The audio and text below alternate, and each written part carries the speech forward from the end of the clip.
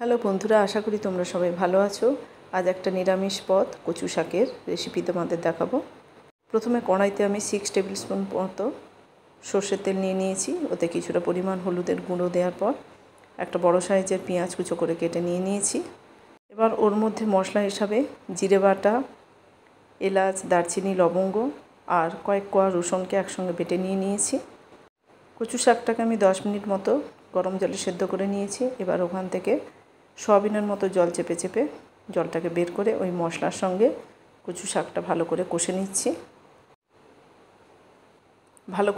নিচ্ছি।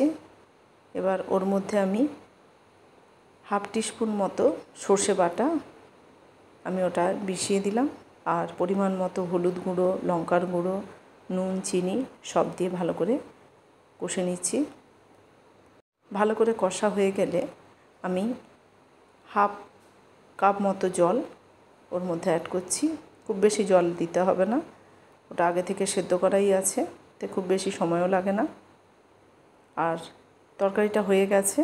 এবার আমি পরিমাণ মতো একটু টমেটো সস ওই 2 টিস্পুন মতো ওতে অ্যাড করেছি। খেতে খুব ভালো লাগবে,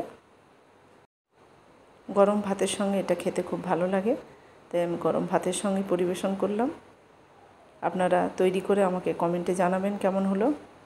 আবার নতুন কোনো রেসিপি নিয়ে আপনাদের সঙ্গে দেখা হবে। আজকের মতো টাটা।